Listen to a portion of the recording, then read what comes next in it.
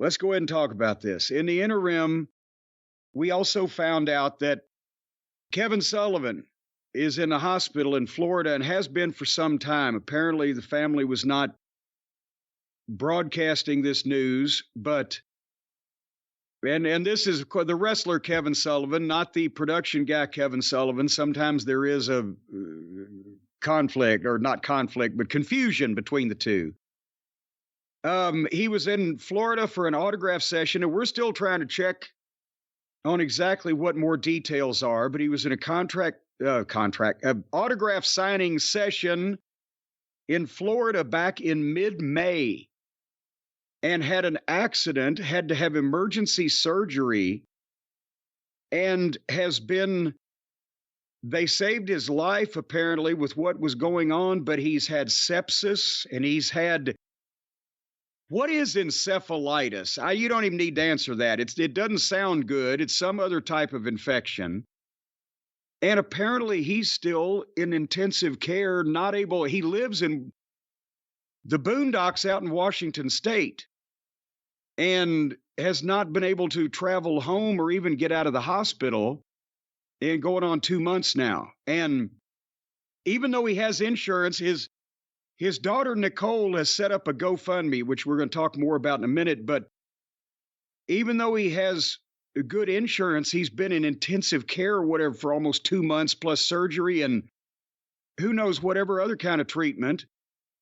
And obviously is not in a position where they want to get him home, but he can't just walk down to the airport and buy a coach ticket, to fucking sit in the back row. So that's, I'm sure, going to be an issue. And, so we just found out about this is why I'm mumbling here, last night. And, I hope that everybody realizes, if you're listening to this show, Kevin Sullivan has had an impact on a lot of stuff you like.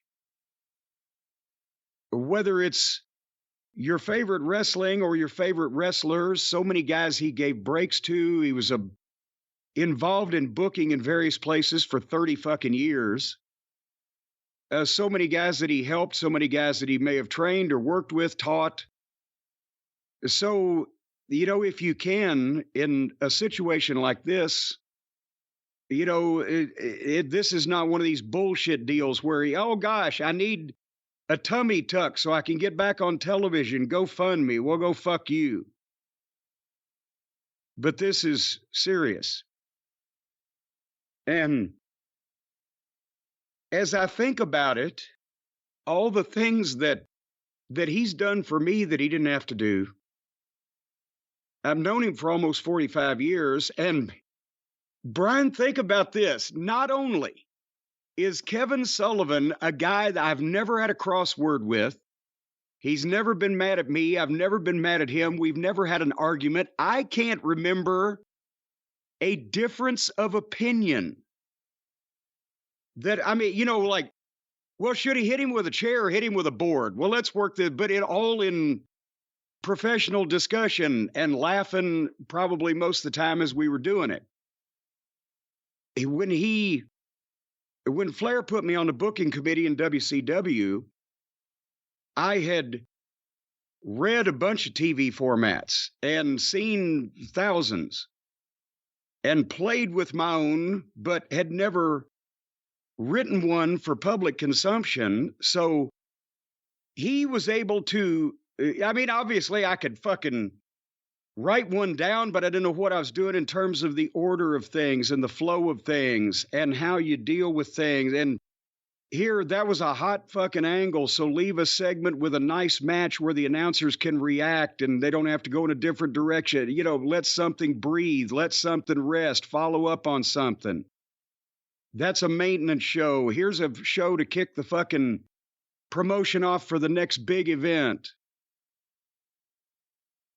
And he didn't have to do that, but it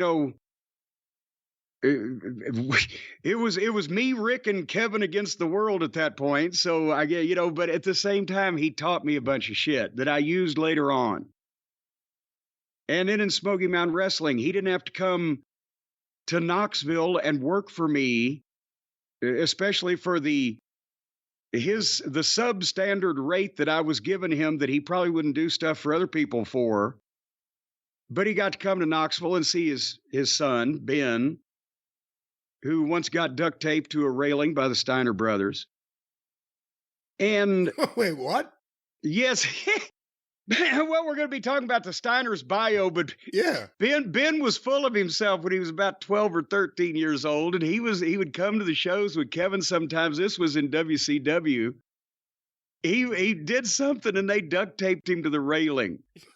And then another time he threw water on me from like when I was producing something in the building. It was in Little Rock, Arkansas. And he dumped a cup. He's like 11 years old. He dumped a cup of water on me, on my head. And I said, Kevin, I'm going to spank that kid. He said, go ahead, Connie. So I chased him down and grabbed him and spanked him. But anyway, but he not only worked for me in Smoky Mountain, but he did promos from home and sent them to, he would recreate scenes from The Shining. He went to a lot of trouble. Nancy was his bartender one time. I said, you just saw her hands because I think she was under contract, whatever the fuck. But, he did that wholeheartedly. He got me Jimmy Del Rey when I needed a heavenly body. And so he's done a lot for me over the years, which then helped the programs that I was able to produce, if you like those. And like I said, some of the guys the wrestlers that you might like, folks out there, he's had a hand in almost everything and kept a lot of the Eddie Graham knowledge alive in terms of how to present wrestling, because he worked there so closely and so long and was a big benefit to Dusty during his time in Crockett and working with Dusty in the NWA. So anyway, have you talked to any of your Florida sources as far as any more details that we can release publicly, or because I'm just asking you this now in front of God and everybody here? Yeah, nothing else that we could say right now. And like you said, we just are finding out about all this.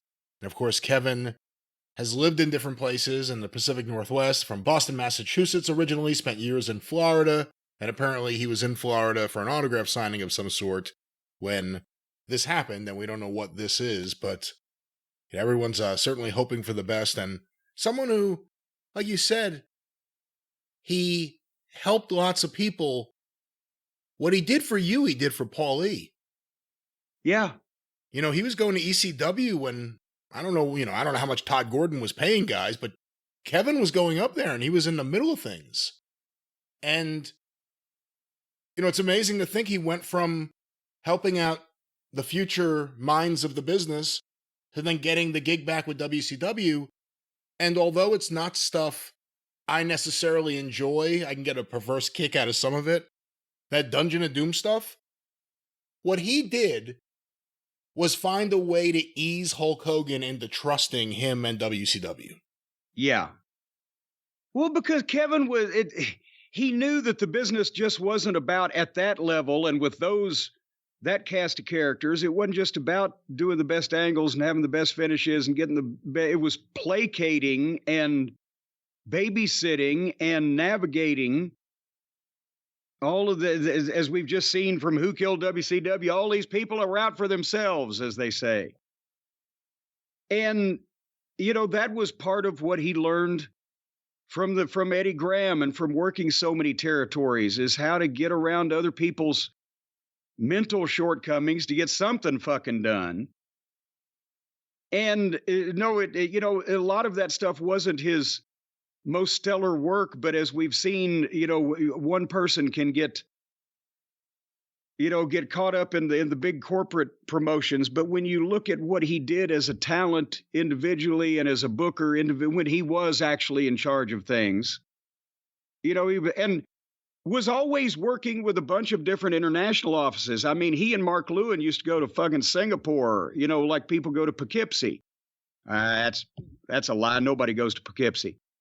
And when I was in Smoky Mountain, remember, he was working with Victor Quinones, not only of Puerto Rico, but also the Japanese group that he was with. Kevin is why I had Miguel Perez, before anybody had heard of him in this country on Smoky Mountain Wrestling. Bill DeMott, Hugh Morris, Crash the Terminator he was then. Wing Kanemaru, Yukiro Kanemaru. Well, yeah, don't blame either one of us on that one. He's a good kid. Taz. Yeah. Tasmaniac that came that week because, Kevin recommended, well, I need another, heel for that week of big shows that we were running, blah, blah, blah. There's a great example, and I don't know how many people really talk about this, but Taz was just this guy on the Northeast Indies. If you watched IWCCW TV on Sports Channel, he was one of the guys in the dark gym wrestling Tommy Dreamer or Ray Odyssey. Those matches were actually pretty good. Him and Surfer Ray Odyssey were pretty good for its time. But he wasn't really going anywhere. He was just that guy. Next thing you know, he was attached to Kevin Sullivan. Not just there, but in ECW and other places. It's like Kevin found guys. And look, how many guys got along with Dusty Rhodes, Jim Cornette, Paul Heyman, and the Sheik? Like he was also the liaison to a notoriously difficult late-in-career Ed Farhat. Kevin's the one that gave me Sheik's number the only time I ever talked to Sheik on the phone. Because when I did the promo for the Great American Bash, he was at the Cobo in Detroit, but he wasn't going to come to Charlotte to do promo. That way, he didn't do promos. And so I kind of did it for him as the heel manager. And Kevin the next week was that, Jimmy, Sheik loved it. He wants you to call him. How many you want me to call Sheik? I was scared to call him on the phone, right? I was still a mark there. And he said, yeah, just don't ask for Ed. Ask for Sheik or he'll hang up on you. I love that. That was a shoot. Kevin was so popular at one point from his run in Knoxville that he had a TV show there. When Fuller didn't, when they were out of the early 80s or what, I can't remember the exact time frame, but one of the TV stations ran one of the tapes that Kevin, because he was involved with Polynesian Pro. And he was involved with, like you said, the Northeast, the ICW team. And he would just put together wraparounds where it was him and, doing things and pitching to things and doing promos and pitching to matches taped from other places. And they ran it. Hey, what's the last memorable thing anyone who grew up with Roy Shire Wrestling, San Francisco Wrestling, talks about? Kevin Sullivan and Bob Roop. That's right. It's the last big angle they had. So, and I think this may be an opportunity now for some of the real fans to show Kevin what he meant to him, because he's also had to go through so much horse shit over the last however many years because of what Chris Benoit did that he didn't have anything to do with, but people, maybe it's a compliment in disguise that people believed his fucking gimmick. Well, Sullivan, he's Satanistic. But maybe now we can show him that no, real human people don't believe that ridiculous horse shit. And, we appreciate what you've done. And we had him on a show. That's been? It was a few years ago. 2 or 3 years ago now. It was when Darkseid did the episode because he wasn't included. Yeah. Well, and I encourage everybody, I'm not trying to make a commercial out of this, but we've got it on the YouTube channel, don't we?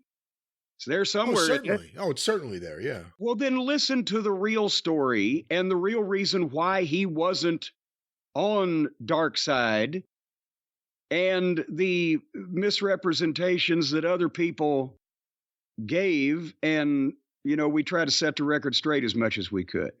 He was just in the documentary Who Killed WCW that the guys from Darkseid and Dwayne Johnson and his very, very muscular wife produced. And that's Who Killed WCW. The question has to be also who built WCW? And Kevin's a key figure that doesn't get talked about enough. Again, he was the booker. Everyone focuses on, Eric Bischoff was doing this and Eric Bischoff was doing that. Kevin was doing the TV. Kevin was the booker. So I think Kevin deserves more credit than he gets. He was just a talking head in that Who Killed WCW. And in a way, that's good because he doesn't really bear responsibility for killing WCW. But when you talk about who built WCW to its peak, he's one of the guys in the conversation. Well, if you want to go back even further, because we talked about the 2 deaths of WCW, the period of time where, and I've said this before, this is not telling tales out of school. When Flair was the booker, he was deciding the big picture, who worked with each other in the programs on top, his shit, which was most important as world champion. And then Kevin was, next in command, and I was doing the paperwork. And really, if Kevin put together most of those shows, point being, for that 6 month period, that was the highest point that the ratings, the houses, and the pay-per-views achieved during the first, as we talked about, 7 or 8 years of the TBS ownership era. And it wasn't good. It was better than it had been since they bought the thing. And it would be better than anything they did until 1990 until 1990 fucking 5 or 6, right? Kevin was in the middle of the periods of time when WCW was actually a fun product to watch. Yeah. Pushing interesting people. Again, you guys gave Cactus Jack his break. That's a guy that most companies, most bookers probably would not give a break to at that time. You guys did. And that was the thing, because I've mentioned that Flair didn't, at the time and for a while afterward, and there was, ill feelings between them over it, see anything in Mick Foley, Cactus Jack, or any other name. He didn't see it. But we did, and like I said, I'd seen the Memphis tapes, and I did the Elbow, and Kevin loved the idea. And he just, Corny, let's do it. Let's just, because it was not like Flair was going to get mad because we had the job guy do a fucking elbow afterwards. And then once Rick saw it, he thought, okay, keep doing that. But Kevin was the one to say, okay, let's do this with this and that and the other thing, and see what happens. So anyway, hey, we'll talk about one more thing until something else pops up. We're about to review on the next show the Steiner brothers biography. A key figure in making Rick Steiner was Kevin Sullivan. Because without the Varsity Club, I don't know what Rick Steiner's career trajectory would have been 88, 89. The Varsity Club kind of set him in place for the future.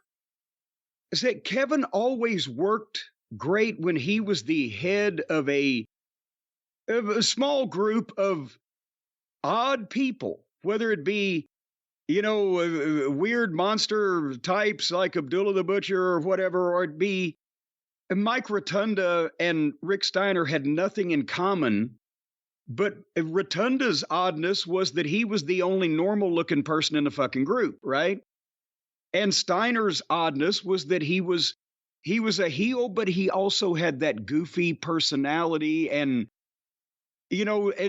Kevin could encourage that, drawing from Killer Carl Cox. Remember Alex? I remember 89 Alex, and I remember hearing about Carl Cox's Alex. Well, yes, that's the Killer Carl Cox had the fans convinced that he was nuts, that he was mentally incompetent in some way. And he'd carry a duck to the ring or a goose or whatever it was one time, or he'd do this, and he had an invisible friend that he talked to named Alex. And for those of you modern fans who are thinking, well, Cornette gets on the goddamn... No, nobody else believed the invisible friend was there. Nobody else talked to him. They didn't, and he made it seem legitimate. And so Kevin said, yeah, Steiner had an invisible friend, but he started doing the Senior Winces thing and drawing his mouth on his hand. And then he would... Well, you remember Senior Winces. I do. That's what makes it funny. The idea of Rick Steiner talking to his hand like that. Yes. It's all right. And he would talk to, Kevin could draw from 30 years of experience of knowing what every nutcase in wrestling had done. So that worked with Rick. He would help develop people by just giving them shit to do that fit them, and they would do it and the fans would react to it. Well, again, it'll hopefully be all right. Kevin Sullivan, Kevin's talked about his early days. He was very, very sick. I don't think they gave him much of a chance. And it was weight training and it was bodybuilding. It was the things that got him healthy that saved his life. So it's a guy with a history of kicking out. And let's hope he does it once again. Again, go to GoFundMe. Just search for Kevin Sullivan or just Google GoFundMe Kevin Sullivan. It'll pop right up. And we will try to keep people apprised on if we find out any more and what progress is happening and or they've already hit their goal because they didn't ask for a lot of money. I thought for a situation like this, but it doesn't mean we can't exceed that. So if everybody can check it out, we'd appreciate it.